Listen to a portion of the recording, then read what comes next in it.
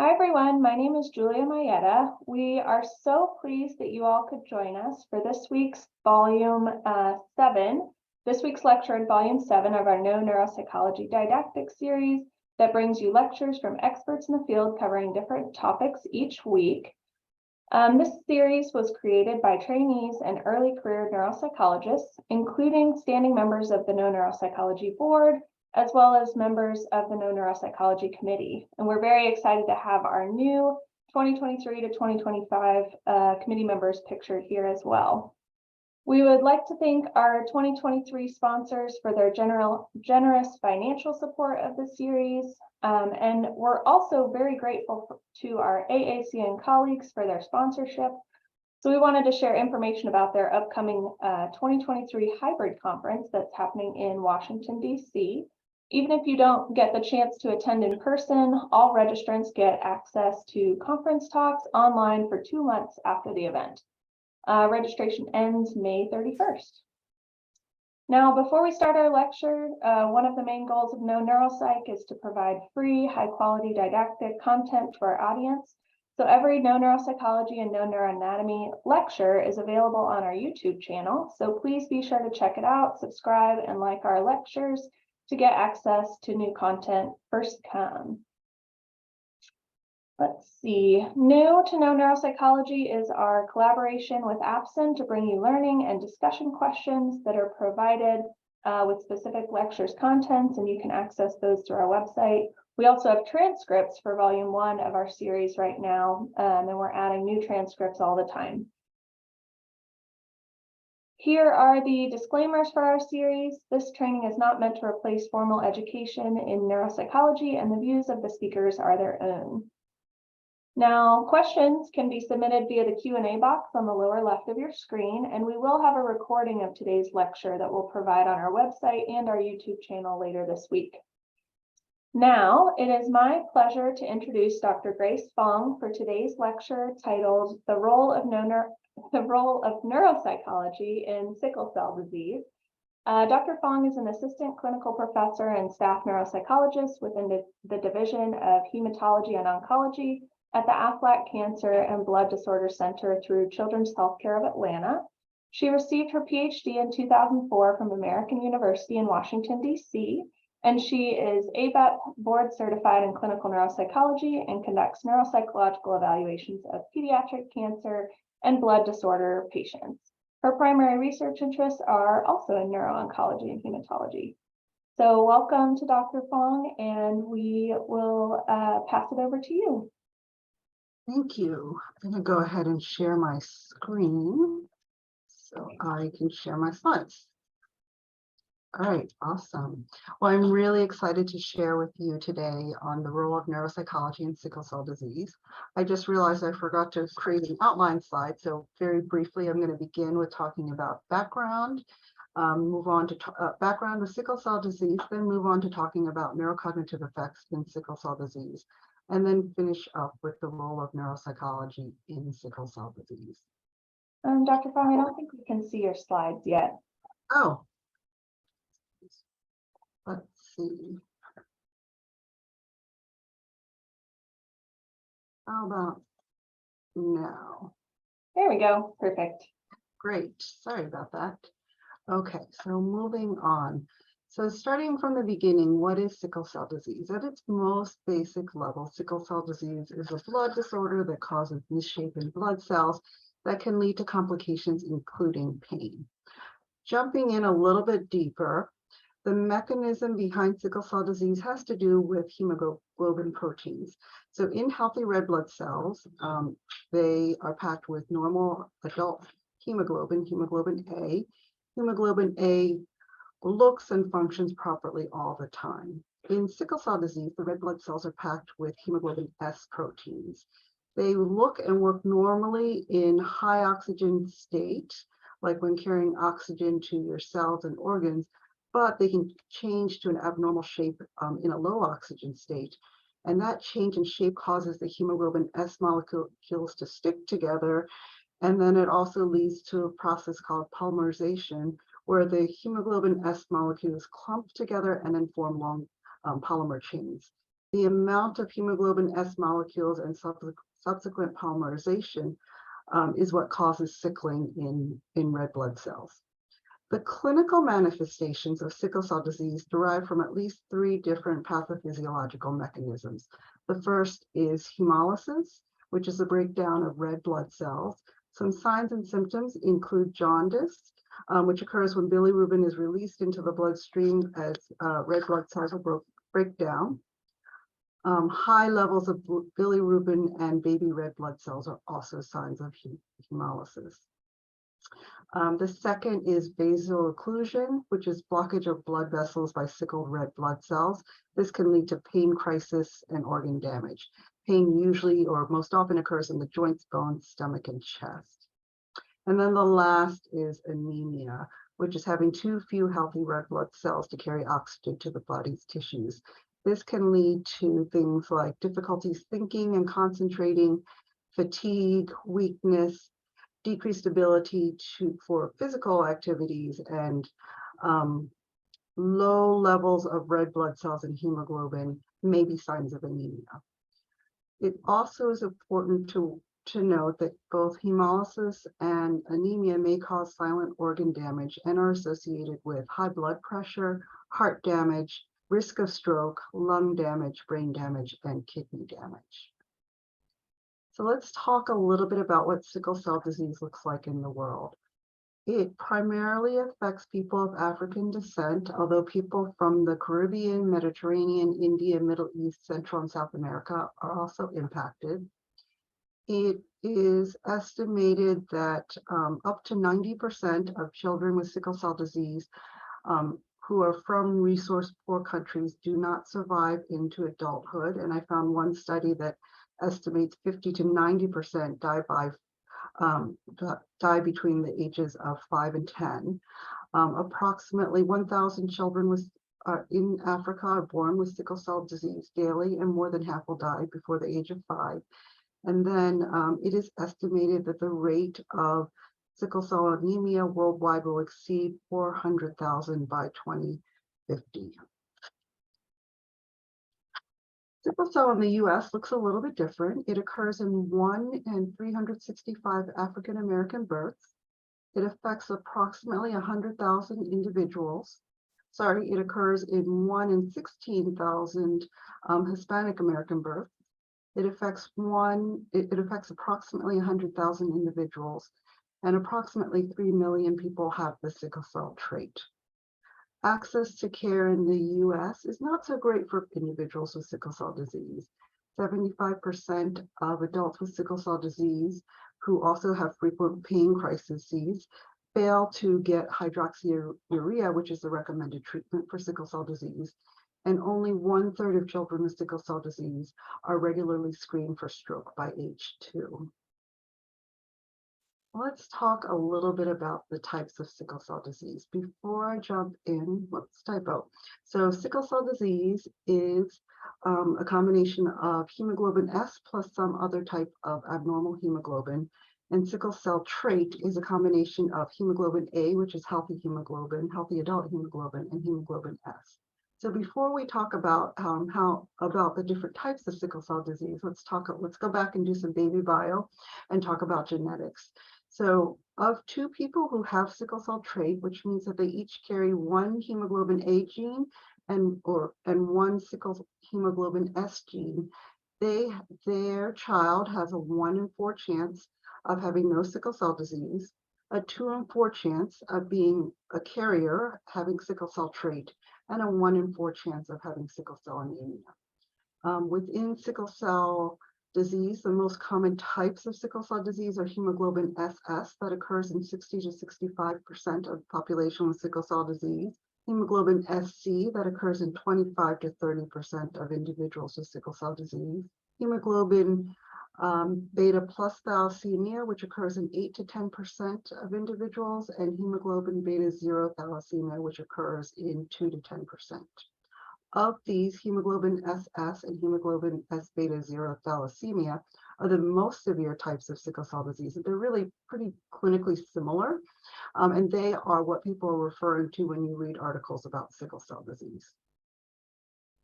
So before I talk about impact of sickle cell disease, I want to start by talking a little bit about just a brief history of sickle cell disease. It was first identified in 1910.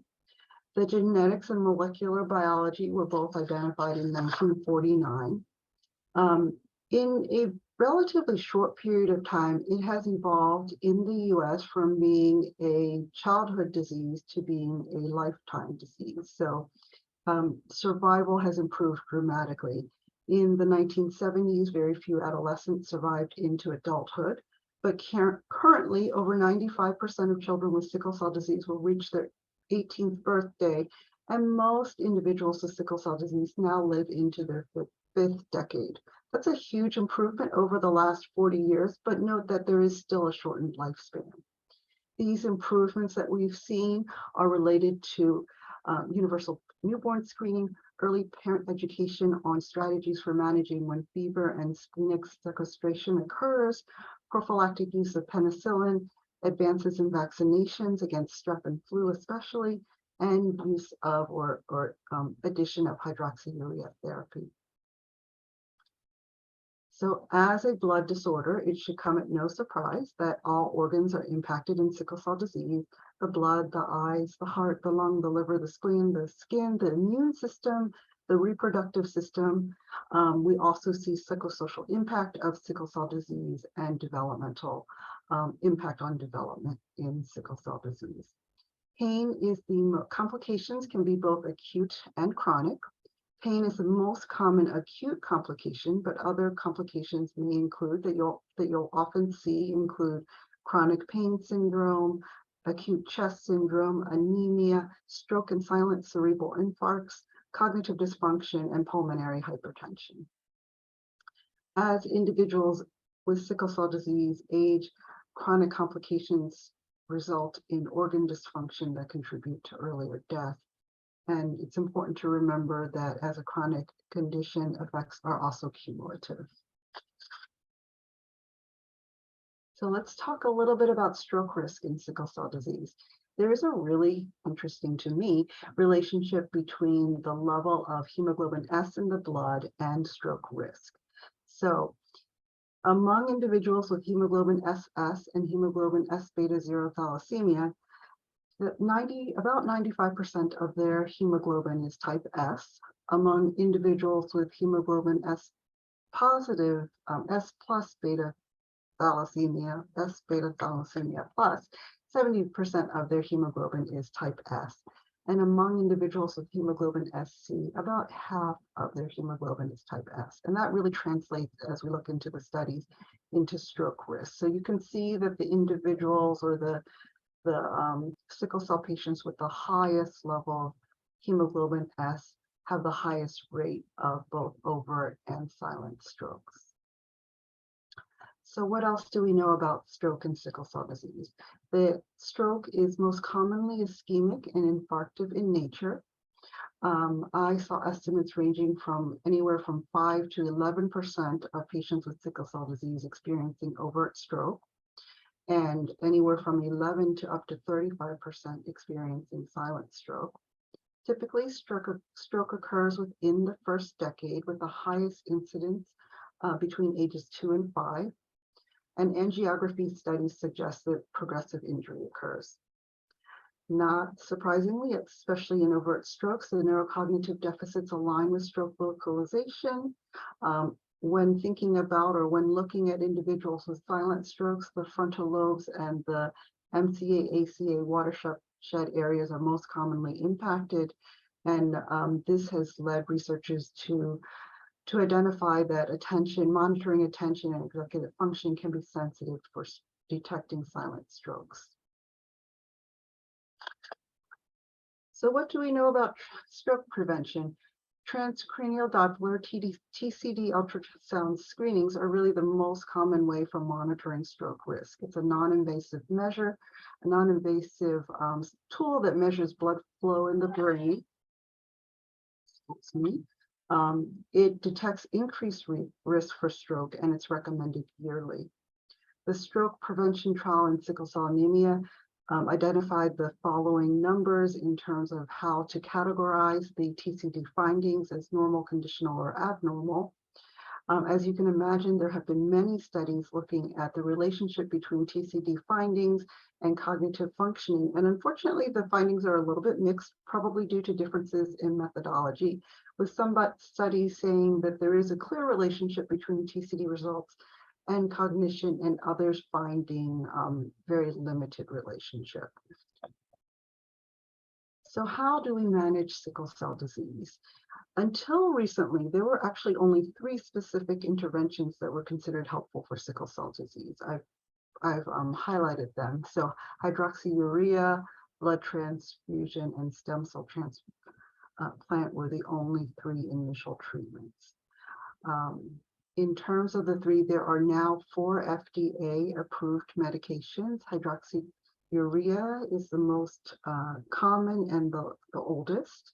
It is used to reduce the number of acute pain crises, and it's likely thought to prevent first or second strokes in people who have sickle cell disease and are at risk for stroke.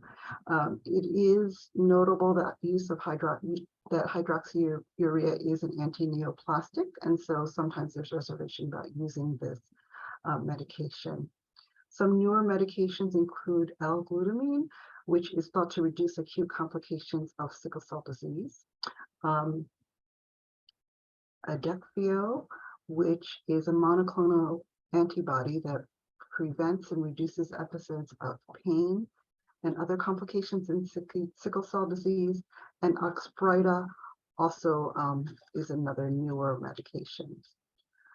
In terms of blood transfusions, they are used generally for primary or stroke prevention. They typically occur monthly. One of the potential complications of this is iron overload, so that has to be regularly monitored. And sometimes you'll see patients who are also prescribed XJ, JADNU, and Desferal to manage that. The other another treatment is sickle cell transplant, stem cell transplant, which is the only curative therapy for sickle cell disease. There are risks associated with it, including mortality, graft rejection, and graft versus host disease. So while it is a very hopeful treatment for many of our patients, it does not come without risk. And then lastly, there are some newer gene therapies that have come, that have been and are being developed. So what do cognitive outcomes look like in sickle cell disease? Let's talk first about a brief history. So back in the 1960s, one of the first studies found really no meaningful differences between patients with sickle cell disease and controls. As we move into the 1970s, there were lots of methodological flaws and so inconclusive findings. As we move into the 1980s and 90s, a lot of inconsistent findings with perhaps lower to no differences in IQ, attention, spatial functioning, attention and memory. Again, a lot of methodological issues, including failure to control for the type of sickle cell disease and failure to account for silent infarcts in the SS-only groups. As we move into the 90s, we start to see more MRI-defined groups, and we start to see more of more of the modern findings. So in looking at IQ and sickle cell disease, we've seen repeatedly that IQ is impacted by stroke.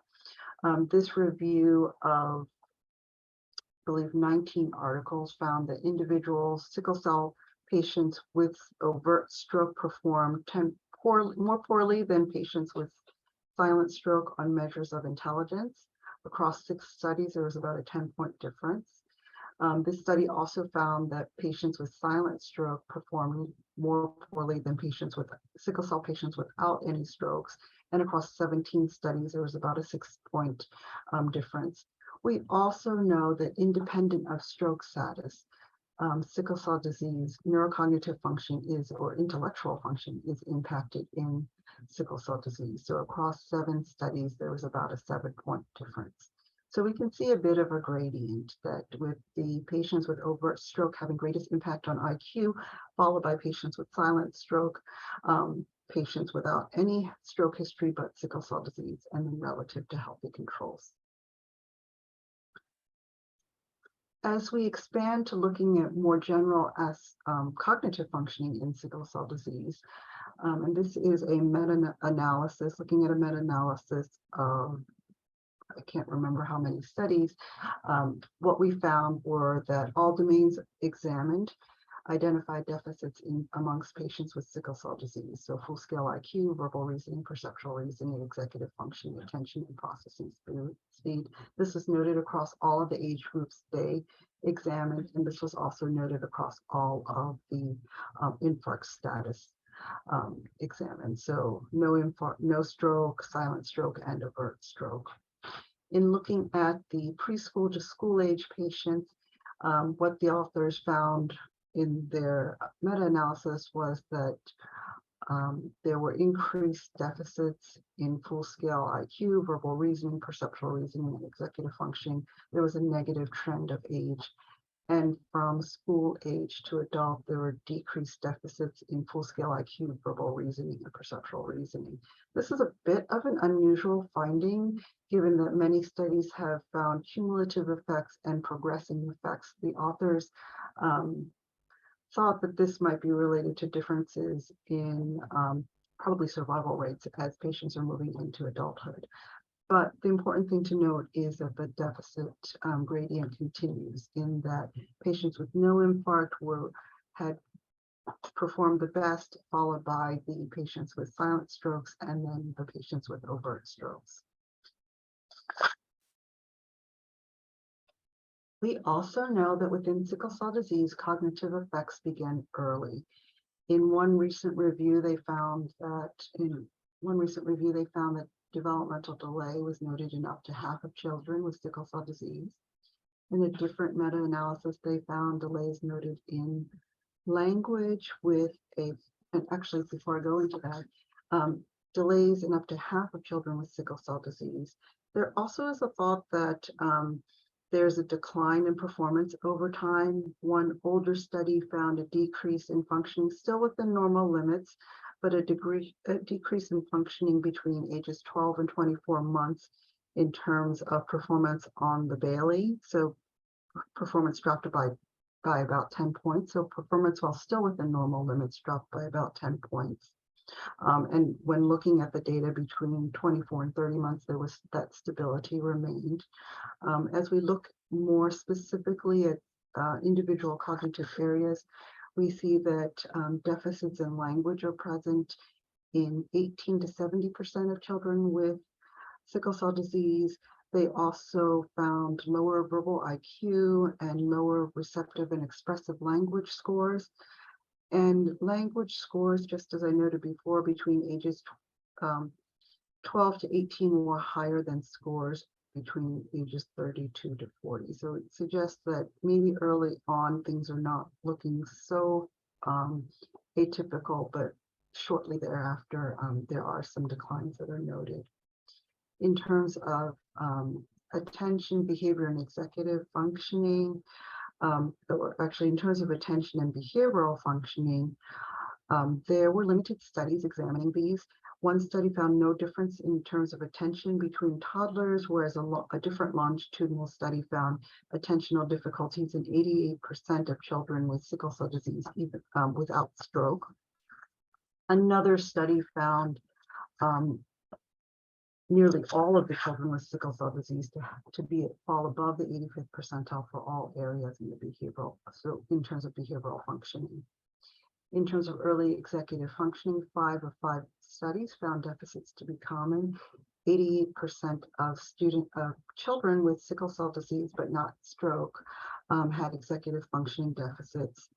And those with higher neurological risk had poor executive functioning and processing speed, and also poor working memory.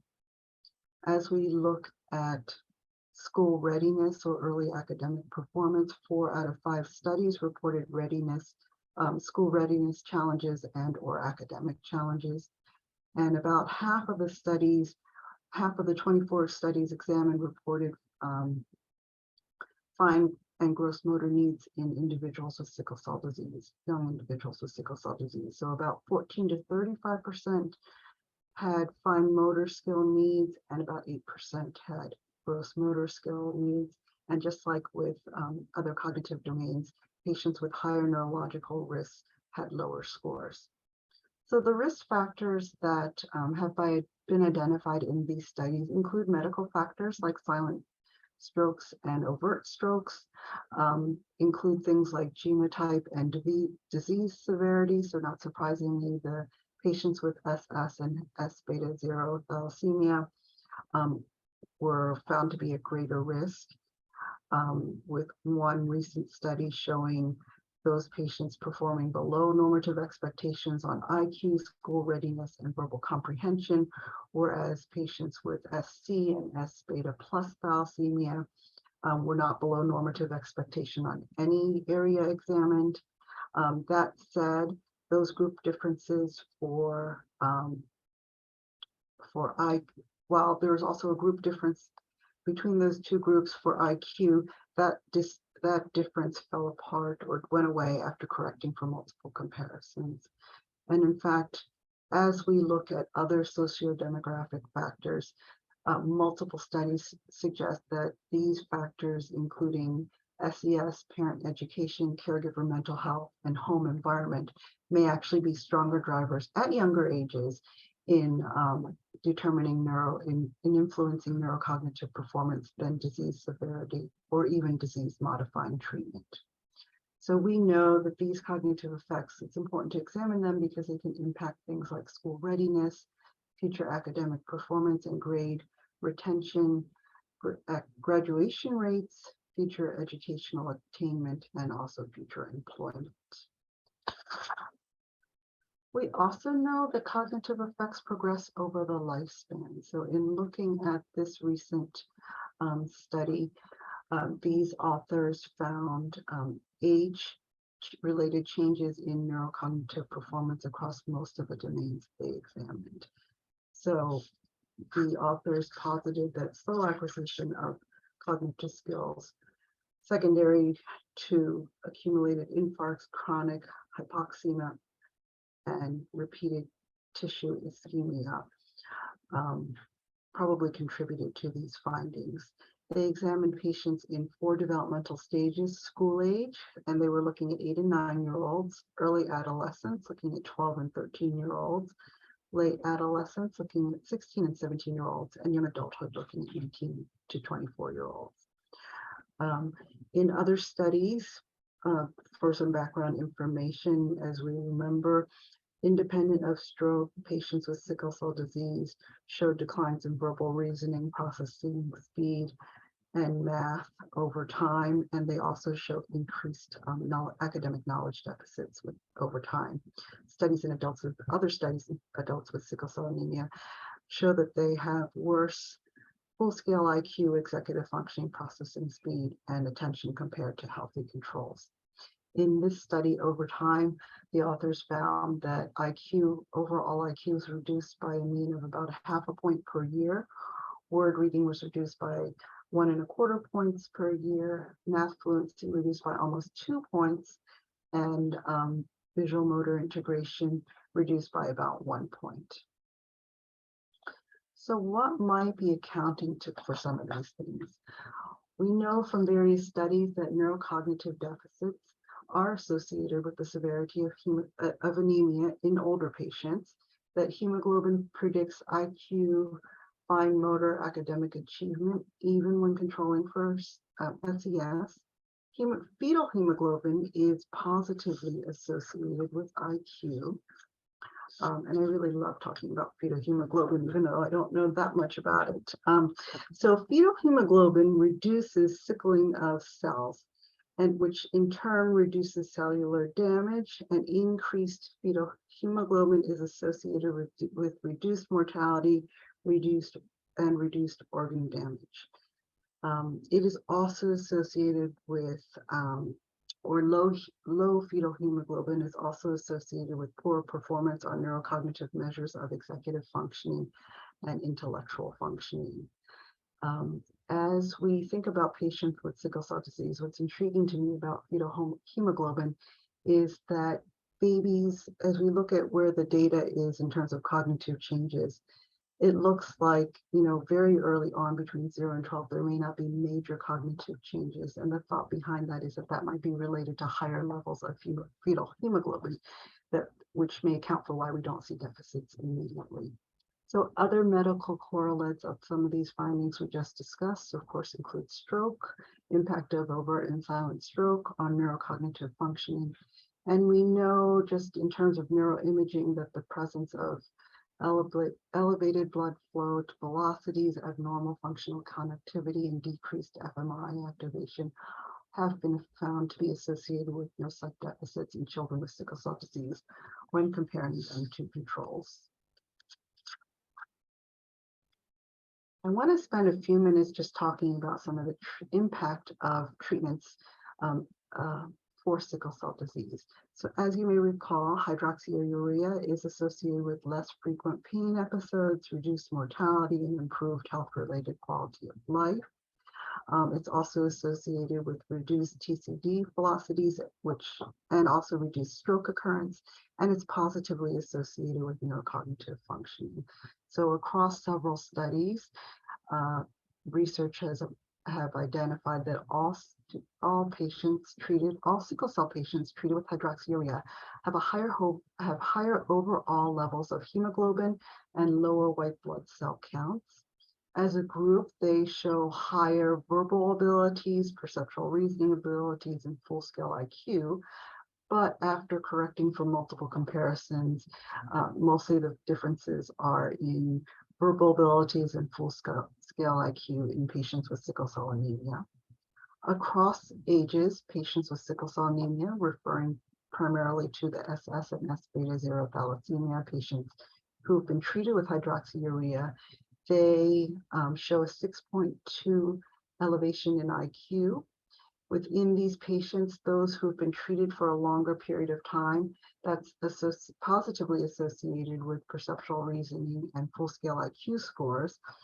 And not surprisingly, older age at initial hydroxyurea treatment is then also associated with worse neurocognitive outcomes. In looking at adolescents with sickle cell disease that have been treated with hydroxyurea, we see that those treated with hydroxyurea have better nonverbal IQ, better reaction speed, sustained attention, working memory, and verbal memory performance. Among those patients with sickle cell anemia, just like in the other findings, longer treatment duration is associated with better outcomes, this time in verbal memory and reading. And then finally, in a prospective study examining the effects of hydroxyurea after 1 year, these authors found an increase in full scale of IQ of about 2 points and an increase in reading passage comprehension by about 4 points. They also found a significant decrease in TCD velocity, but they did not find any changes in fetal hemoglobin or in BOLD or stroke level. As we look at the data on BMT and neurocognitive functioning in sickle cell disease, I'm going to say there's not a whole lot out there. These are probably the two of the main studies, and basically they found essentially no changes, so there's stability after bone marrow transplant, or maybe an improvement in processing speed. I don't think I talked a whole lot about bone marrow transplant. So the idea behind bone marrow transplant is really that you are stopping the process of sickle cell disease. So it's important to note that while there is no change, it's also important to note that any deficits that were present prior to the BMT tend to be relatively stable, with the exception potentially of processing speed. I suspect this is why there has been a shift from into having more and more patients go through a BMT in the earlier stages of the disease so that they can limit future impact. And I've had many of my patients say that as much to me. Moving on to academic outcomes in sickle cell disease. Across studies, researchers have found significant differences in math, reading, and spelling within 44 studies comparing sickle cell disease patients to age normative expectations. So pooling all of these studies, researchers have found reading and math to be lower than normal controls and non-sickle cell disease matched sibling controls. So across 44 disease, when comparing to age normative expectations, reading scores were found to be about 10.5 points lower. Math scores were found to be about 13 points lower, and spelling scores were found to be about 12 points lower. As we move to comparing patients to note that these are pooled studies, so they're interpreted with caution. In the pooled studies, they found, sorry, let me back up a little bit. As we look at comparing performance in patients with sickle cell disease with either normative controls and or matched sibling controls, we see that reading is lower, both by about 10 points in 10.5 points in normative controls, and by about 6 points when compared to siblings. We see that math is lower by about 13 points between normative controls and by about 5.5 points between siblings and matched controls. There was not enough data to report on spelling. Across studies of academic outcomes in sickle cell disease, we also see that 18% of patients with sickle cell disease are retained at least once. 30% of patients with sickle cell disease don't graduate. When comparing patients with, and this is actually not just a function of race either, when comparing sickle cell patients with their African American peers, we find that sickle cell patients are almost 2.5 times more likely to have an IEP than peers, and they're almost 10 times more likely to be retained than peers. And what I forgot to include in here is there's also a lower rate of access to things like IEPs and 504 plans in general. So as we think about what may be influencing academic outcomes in patients with sickle cell disease, it's certainly worth remembering the neurocognitive impact of sickle cell disease, with the most common findings being attention, executive function, processing speed, and visual motor needs. IQ, while impacted, tends to still fall broadly within an average range. It's also important to note that deficits are evident early and increase over time, secondary to slowness in acquisition and probably cumulative effects as well.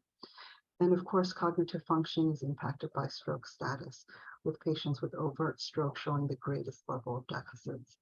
Those deficits follow anatomy, and within individuals with silent strokes, those who have a larger lesion volume have lower IQ scores, and age effects amongst these patients suggest progressive and possibly cumulative effects of cerebrovascular disease and sickle cell disease.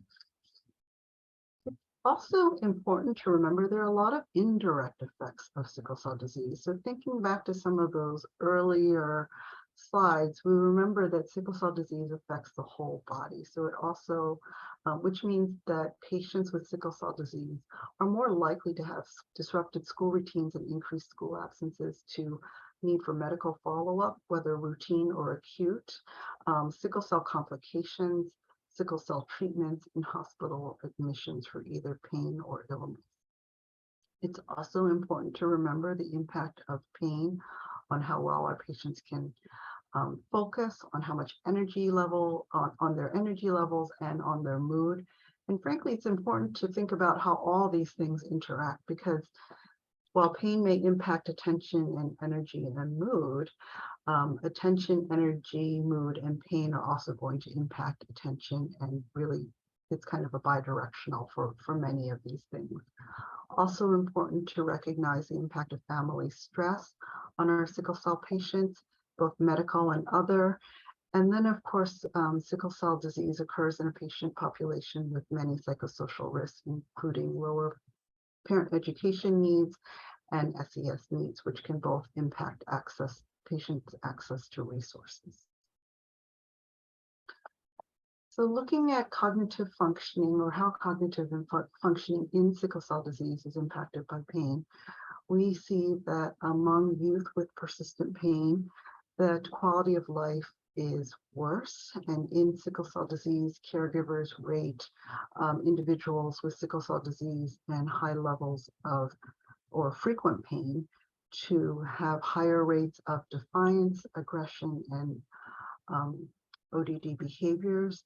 They also rate these patients to have worse planning and organization, but no differences in the rates of ADHD and conduct disorder behaviors.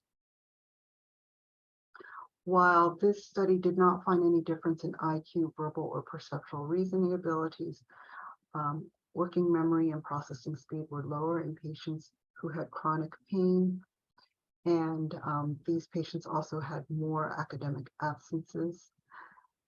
Reading fluency was weaker, but not quite significant, and there was no difference in math fluency. So thinking about the role of neuropsychology in sickle cell disease, the American Society of Hematology guidelines have two recommendations related to this. So the first recommendation is that physicians refer individuals for formal screening by a psychologist or referral for a formal screening by a psychologist who is able to use available validated tools. The second relevant recommendation is that children with sickle cell disease and abnormal, who also screen abnormally in terms of their developmental or cognitive status, complete a developmental, cognitive, or medical evaluation to diagnose related disorders and follow treatment recommendation, disease-specific evidence-based treatment recommendation. I thought I would also review other examples of the role of neuropsychology in sickle cell disease. And this first study is really a lot of what we already know. So embedding neuropsych services in sickle cell disease improves access to special education services. So in this study, the authors highlighted how the cognitive needs of patients with sickle cell disease increase their risk for grade retention, academic achievement needs, and need for special education support. So based on this finding and based on some access concerns, these authors integrated a psychologist into their sickle cell disease program. Patients were eligible for an evaluation if they had either overt or silent stroke or parent-reported academic concerns. And the evaluations focused really were general neuropsych, so they examined IQ, achievement, memory, executive functioning, visual motor skills, and psychosocial functioning, and really operated within the traditional model of intake, evaluation, and feedback. The only addition to that is that the psychologist also served as a liaison between the hospital and school. As part of this program development, parents also completed a quality assessment survey related to perceptions of the assessment process. Within their paper, they noted that cognitive needs were identified in about a third of the patients that they tested. And following assessments, and these are all things that's always nice to be validated, following assessments, the number of patients who are receiving academic supports increased almost doubled. So it increased from about 45% to 86%. Among patients who already had an IEP, nearly all of them were recommended additional accommodations and modifications. And the authors also noted that the cognitive assessments conducted through these multidisciplinary sickle cell program resulted in additional support for about 74% of patients who previously didn't have support. So clearly, our work as neuropsychologists has benefits for the patients we see. I love this part because it also validates us in terms of, or just validates our work in terms of parent perception. So among the caregivers whose children completed this participated in this program, nearly all of them agreed that the assessment helped their child, 97%. 60% agreed that the assessment led to beneficial changes in school for their child. All of them agreed, 100% agreed that assessment helped them better understand their child's cognitive strengths and weaknesses. And 78% agreed that because of the assessment, they were willing to try different approaches at home to support their child. So overall, caregivers found the assessment to be helpful and to improve educational resources for their children. So this study really underscores the utility of the assessments we give in identifying patients with cognitive needs. The authors highlight that 43% of the lowest performing patients actually didn't have any special services prior to assessment. And by lowest performing, I mean patients who were 1.5 standard deviations below the mean across at least 2 domains. And it's also helpful to know that caregivers found the assessments to be worth the inconvenience of the time spent and work missed. So these patients really did feel that, or these families felt that the health assessments helped them understand their child's needs, help them identify resources, and help them implement treatment strategies. The authors also concluded, as we think about the recommendations we want to give for our patients with sickle cell disease, the authors also highlighted findings from a separate survey they did in students with sickle cell disease.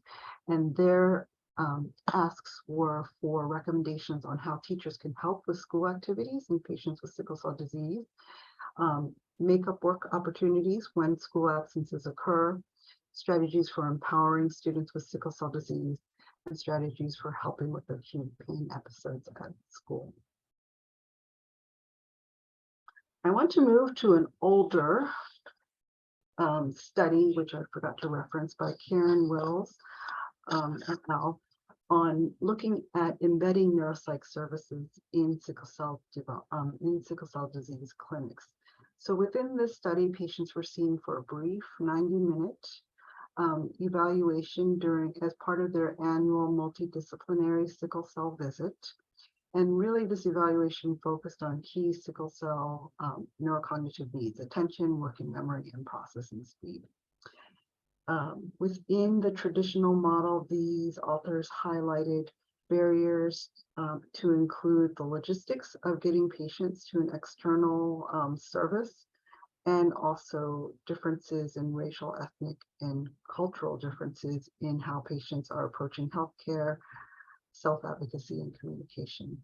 So the benefits of placing neuropsychology within a clinic visit include having patients complete their evaluations in a trusted, familiar location with familiar providers who, in advance of the evaluation, may have already had opportunities to interact with these patients. The testing occurs in conjunction with other medical visits, which in turn limits the amount of additional time off patients and their families have to miss from work or school. It also limits the amount of transportation time and expense needed for patients. It also allows neuropsychology to provide support in managing health needs and communicating with school and managing other needs like guardianship. And these authors also found improved patient follow-through because of increased neuropsychology availability and presence as part of their routine sickle cell care. And I would say another really interesting benefit is that the brief evaluation within this clinic allowed for up to 4 patients to be seen per day, which meant that by seeing more patients for a shorter period of time, they were actually able to increase patient access to services. And with that, what they also found was an increase in number of patients seen. So under their old model, the authors reported, in the 3 years prior to initiating their embedded services, about 20%, I think 4 patients per year made it over from external sickle cell hematology oncology department into an external neuropsych setting. And with this, they were able to see, I think, 80 per patient, about 80 patients over 2 years.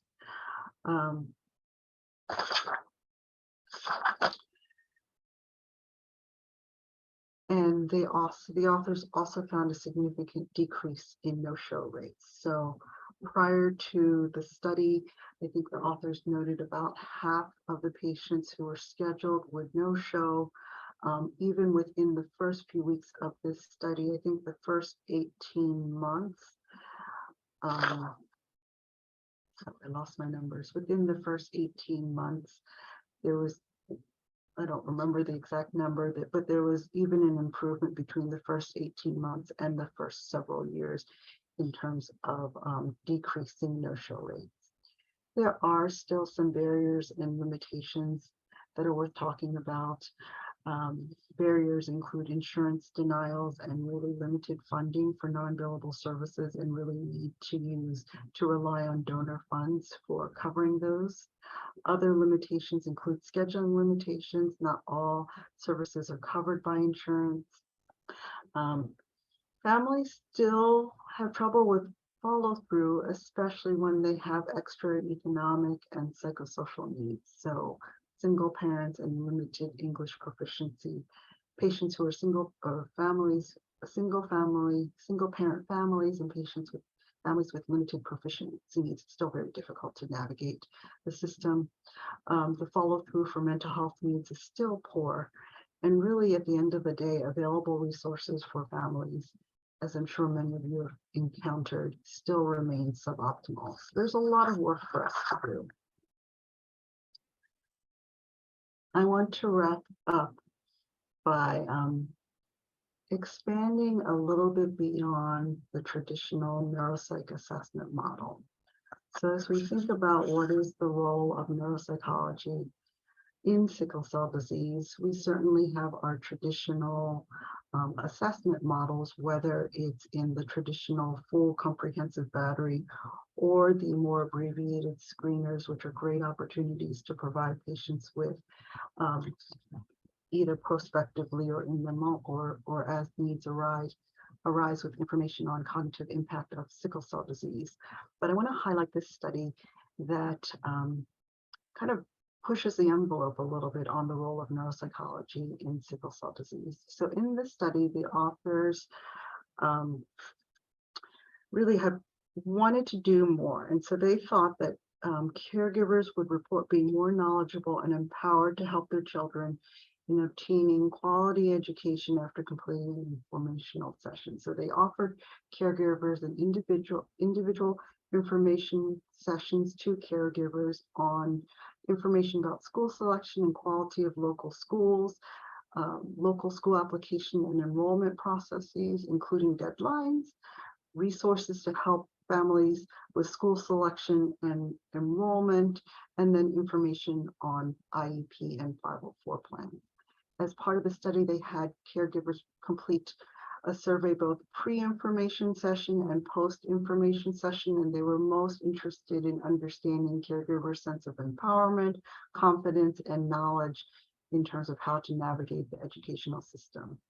What they found was that after caregivers completed this educational system, they had an increase in their sense of empowerment and knowledge, especially in how to choose the best school for their child, what schools their child has the option to attend, and information about knowledge about enrollment dates, IEP and 504 plans.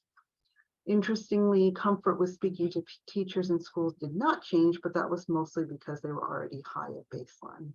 So the authors concluded that providing information to families prior to or even early in their child's academic career may equip them with an effective roadmap of the school system, as well as how to navigate the school system should their child need additional services.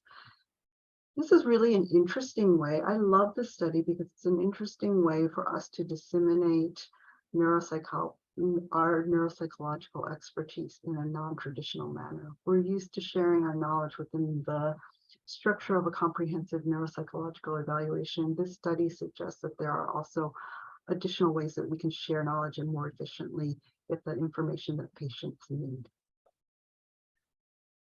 So in closing, as we think about what is the role of neuropsychology in sickle cell disease, I want to say I don't think I've covered it all. And part of the reason I don't think I've covered it all is because I'm fairly certain from reading these articles that there's more work that's being done right now. But I also want to say that as we think about the role, I think that there's a whole lot more work that can be done.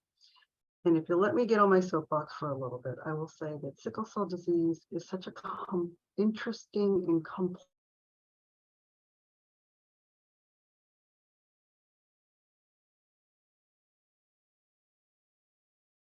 disorder and chronic and cumulative in the brain. And as we think about outcomes in sickle cell patients, it's important to remember not just the medical effects of sickle cell disease, the direct medical effects of sickle cell disease, but it's also important to recall the indirect effects of sickle cell disease on outcomes, and also while also thinking about our patients in the context of the racial inequalities related to healthcare needs in African American patients. So I hope that while I've covered some of the role of neuropsychology in sickle cell disease, that I have only begun to scratch the surface.